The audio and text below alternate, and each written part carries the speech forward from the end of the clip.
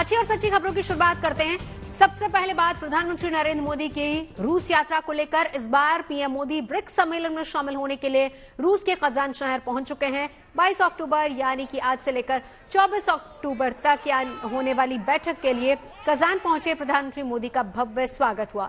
वहां रहने वाले भारतीयों में तो प्रधानमंत्री मोदी से मिलने का जबरदस्त क्रेज नजर आया। रूस के लोग भी उनकी झलक देखने को बेताब नजर आए। रूस के लोगों ने कृष्ण भजन गाकर प्रधानमंत्री मोदी का स्वागत किया। साथ ही शानदार डांस के साथ वहां के कलाकारों ने भी उनका स्वागत किया। ऐसा स्वागत और सत्कार जिसे देखकर आप भी मुग्ध हो जाएंगे। भारत माता के जयकारे और मोदी मोदी के नारों की गूंज भी इस दौरान सुनाई दी।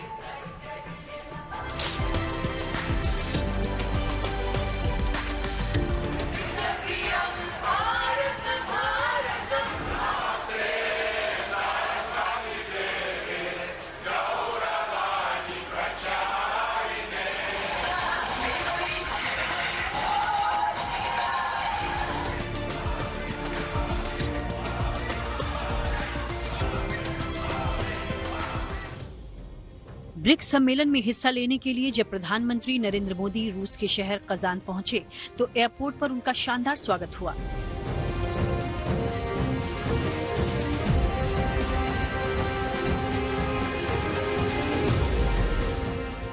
विशेष विमान से बाहर निकलते ही पीएम के स्वागत में रूस की 3 युवतियां लड्डू और केक लेकर पहुंची। पीएम मोदी ने हाथ जोड़कर उनका अभिवादन स्वीकार किया। इस मौके पर प्रधानमंत्री मोदी के स्वागत के लिए रूस के कई अधिकारी एयरपोर्ट पर मौजूद रहे, जिनसे वो एक-एक कर मिले भी। कजान में प्रधानमंत्री मोदी का जिस भव्य अंदाज में स्वागत किया गया, वो दोनों देशों के बीच के बेहतर रिश्ते को खुद बयां करता है।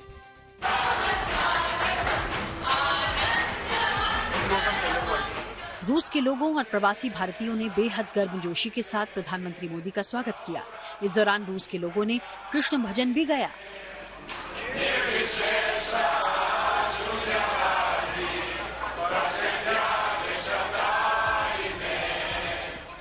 ये देखकर पीएम मोदी भाव विभोर हो गए।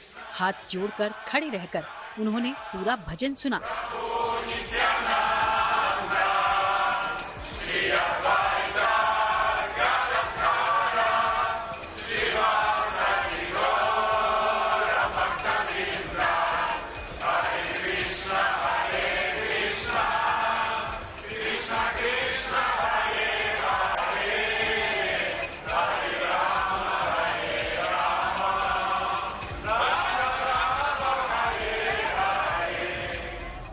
प्रधानमंत्री मोदी से मिलने के लिए लोग बेहद उतावले नजर आ रहे थे।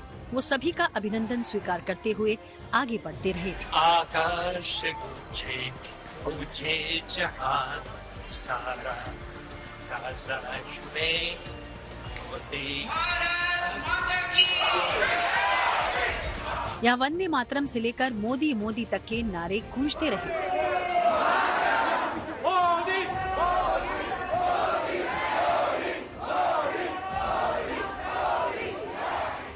रूस में पढ़ रहे भारतीय छात्रों ने प्रधानमंत्री मोदी के सम्मान में स्वागत गीत भी गाया।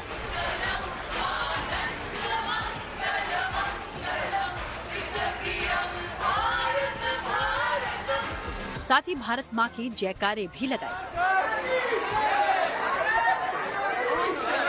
सांस्कृतिक प्रस्तुति के जरिए महिला कलाकारों ने पीएम मोदी के स्वागत में समा बांध दिया।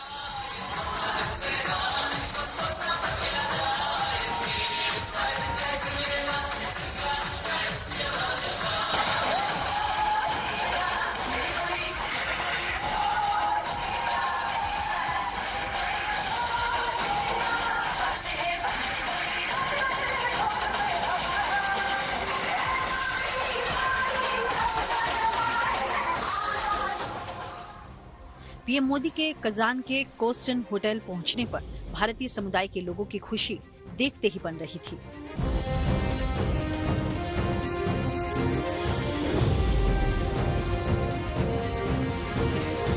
बड़ी संख्या में भारतीय मूल के लोग होटल के बाहर खड़े रहे। महिलाएं और युवतियां साड़ी और दूसरे पारंपरिक परिधान में पीएम मोदी की एक झलक पाने के लिए खड़े थे। हाथों में तिरंगा लेकर इंतजार कर रहे लोगों के बीच जब पीएम मोदी पहुंचे तो उस पल को लोग अपने मोबाइल कैमरों में कैद करने से भी नहीं चूके।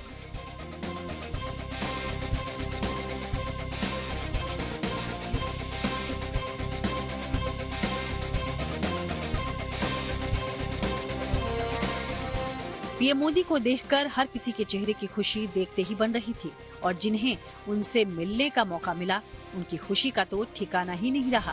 भारत माता की जय के नारों के साथ साथ आप उत्साह देखिए इन सब बच्चों का। आप में से प्रधानमंत्री से किस किसने हाथ मिलाया? और इन सभी ने हाथ भी मिलाया और बात भी की। और 1 मिनट के लिए मैं आपको थोड़ा सा आ जाओ आप लोग सब आ जाओ। ये देखिए, ये उत्साह का एक और पहलू, ये वो सभी रूसी कलाकार रहे जो सर नमस्ते, कैसे आप? नमस्ते। ये सभी वो रूसी कलाकार हैं। You perform for the Prime Minister. कैसा लगा? How was it performing for the Prime Minister? It was very excited. We was so nervous. Nervous. Because we rehearsed this dance about 3 months and now is the time to show it. We were so nervous. You were? You were. Did you enjoy? Yes!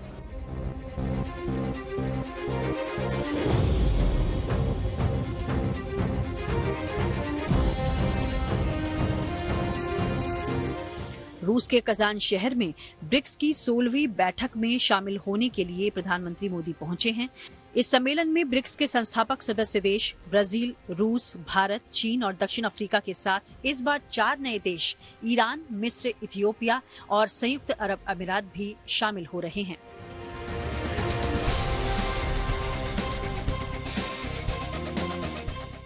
Kazan में land करने की जानकारी देते हुए प्रधानमंत्री मोदी ने x पर किए अपने पोस्ट में ब्रिक्स समिट को एक महत्वपूर्ण समिट बताया।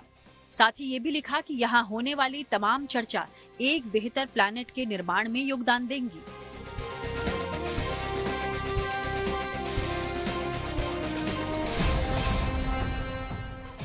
बाईस से 24 अगस्त तक के इस ब्रिक्स समिट में ऐसे बड़े फैसलों को अमली जामा पहनाया जा सकता है जिसके भविष्य में बड़े प्रभाव हो सकते हैं।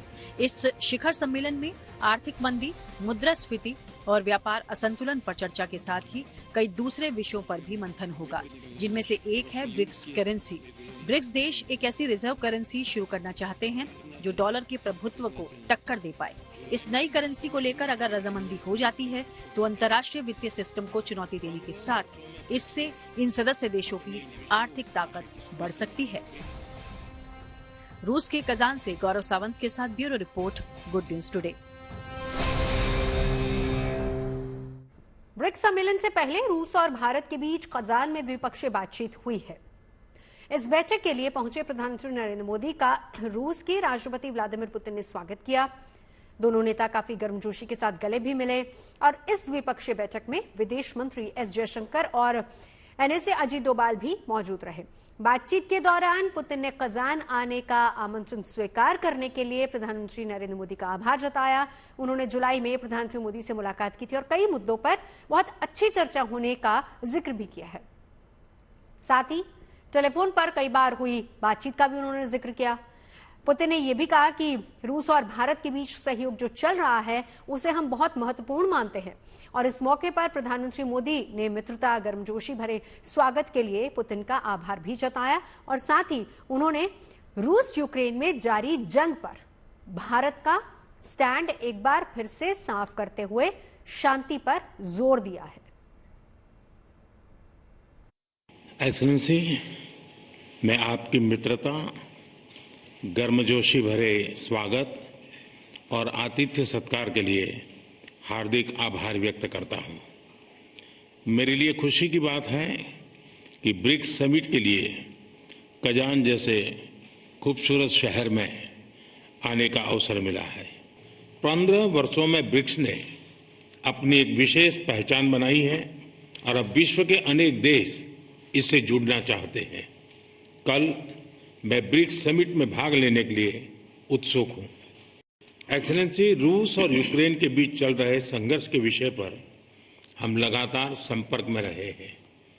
जैसा मैंने पहले भी कहा है, हमारा मानना है कि समस्याओं का समाधान शांतिपूर्ण तरीके से ही होना चाहिए। शांति और स्थिरता की जल्द से जल्द बहाली का हम पूरी तरह समर्थन करते हैं। हमारे सभी प्रयास मानवता को प्रमुखता देते हैं। आने वाले समय में भी भारत हर संभव सहयोग देने के लिए तैयार है। तो 2009 में अस्तित्व में आए ब्रिक्स देशों के इस समूह में शुरुआत में भारत के अलावा केवल 3 देश चीन, रूस और ब्राजील शामिल हुआ करते थे। एक साल बाद यानी कि 2010 में दक्षिण अफ्रीका के सदस्य के तौर पर शामिल होने के बाद समूह का नाम ब्रिक्स से ब्रिक्स हो गया। रूस में पहली समिट से लेकर अब तक 15 बार ब्रिक्स शिखर सम्मेलन हो चुका है। रूस के कजान शहर में 16वीं ब्रिक्स समिट हो रही है। रूस अब तक 3 बार ब्रिक्स समिट की मेजबानी कर चुका है। चौथा मौका है इस बार जब रूसी राष्ट्रपति व्लादिमीर पुतिन इसकी अध्यक्षता कर रहे हैं। ब्रिक्स देशों की ये शिखर बैठक कितनी अहम होती है, आप इसका अंदाजा इस बात से लगा सकते हैं कि 14 साल तक सिर्फ 5 देशों तक सीमित इस समूह में अब 40 देश सदस्य के तौर पर अपनी इच्छा जता चुके हैं, जिनमें सऊदी अरब शामिल है, तुर्की है, ईरान के अलावा पाकिस्तान भी शामिल है। और यही वजह रही है कि पिछले साल भी ब्रिक्स समिट के दौरान प्रधानमंत्री नरेंद्र मोदी ने इस समूह के विस्तार का एक मुद्दा उठाया था। उन्होंने ब्रिक्स में शामिल सदस्य देशों से दूसरे देशों को शामिल करने का सुझाव दिया था। तब तक ब्रिक्स समूह में शामिल देशों की संख्या में सिर्फ 5 थी, जिसके बाद 2023 में 6 देश मिस्र, इथोपिया, ईरान, सऊदी अरब, यूएई और अर्जेंटीना को शामिल होने का आमंत्रण मिला, जिसके बाद इस साल इथोपिया, ईरान, यूएई ने ब्रिक्स में सदस्यता ले ली है। पिछले साल नवंबर महीने में अर्जेंटीना में चुनाव में सरकार बदलने के बाद अर्जेंटीना के राष्ट्रपति बने जेवियर माइली ने ब्रिक्स में शामिल होने से इनकार कर दिया, जबकि सऊदी अरब सदस्यता लेने पर फिलहाल विचार कर रहा है।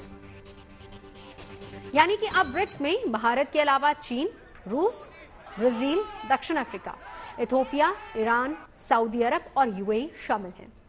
वैश्विक और आर्थिक बदलावों को देखते हुए अजरबैजान, तुर्की और मलेशिया जैसे देशों ने भी ब्रिक्स में शामिल होने के लिए आवेदन दिया है।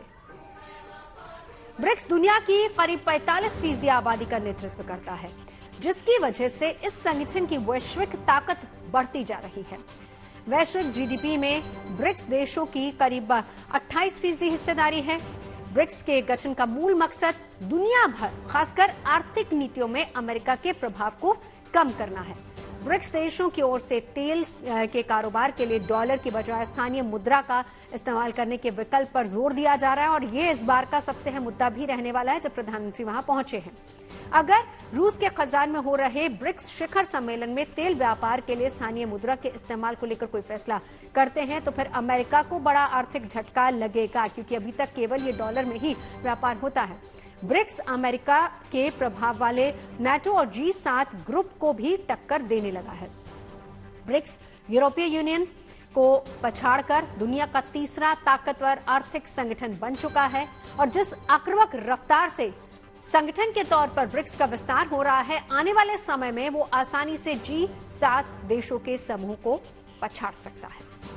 विकासशील देशों को राजनीतिक और आर्थिक सुरक्षा देने के लिए भारत, रूस और चीन की पहल पर ही ब्रिक्स अस्तित्व में आया और यही वजह है कि पश्चिमी देश अमेरिका पर अपनी निर्भरता कम करने के लिए सऊदी अरब इस संगठन का हिस्सा बनना चाह रहा है।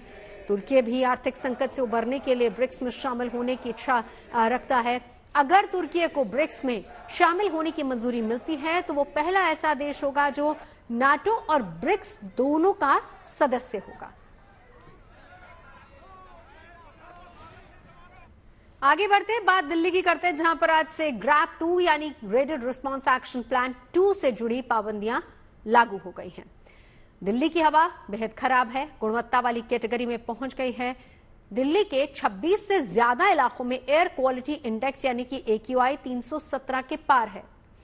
घर से बाहर निकलने पर कई लोगों को सांस लेने में तकलीफ की शिकायत होने लगी है।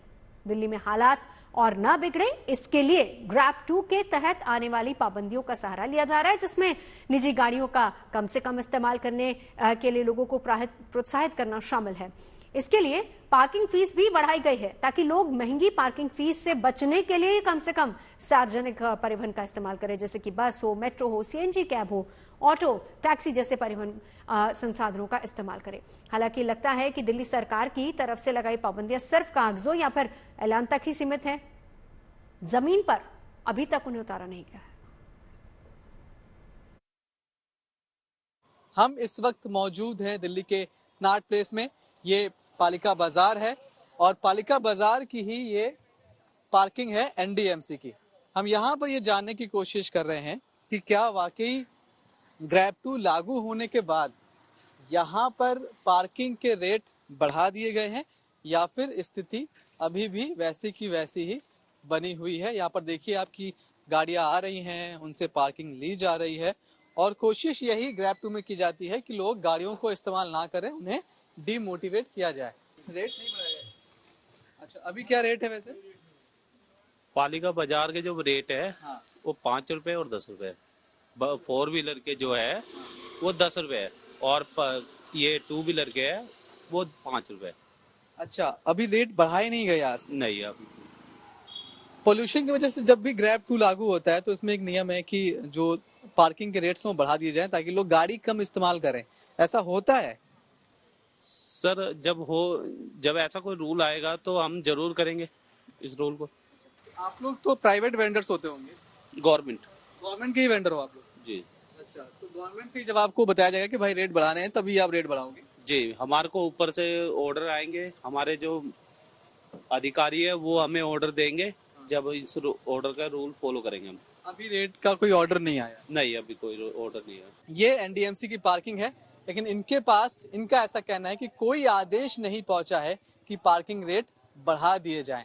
सवाल यही कि अगर इसी तरह से ग्रैब 2 लागू करेंगे, इतनी ढुलमुल रवैया अगर इसको अपनाया जाएगा तो फिर भला पोल्यूशन से थोड़ी बहुत भी राहत कैसे मिल पाएगी? 15 अक्टूबर को ग्रैब 1 लागू हुआ था और उसके साथ ही 1 जनवरी तक दिल्ली में पटाखों को भी बैन कर दिया गया था। दिल्ली में वायु प्रदूषण पर नजर रखने वाली प्रदूषण नियंत्रण समिति ने पटाखों को जलाने के अलावा उन्हें बनाने, स्टोर करने और बेचने पर भी रोक लगा दी। पटाखों की ऑनलाइन डिलीवरी पर भी फिलहाल बैन है, ऐसी बात कही जा रही है। ऐसे में दिल्ली एनसीआर में रहने वाले कुछ दिल्ली वासी ये सवाल पूछ रहे हैं कि दिवाली के मौके पर पटाखे जला लेने से कितना प्रदूषण हो जाएगा, जबकि पुणे में मौजूद चेस्ट रिसर्च फाउंडेशन और पुणे विश्वविद्यालय की स्टडी से साफ हो चुका है कि छोटे मोटे पटाखे भी हवा में बड़ी मात्रा में प्रदूषण घोलने की क्षमता रखते हैं।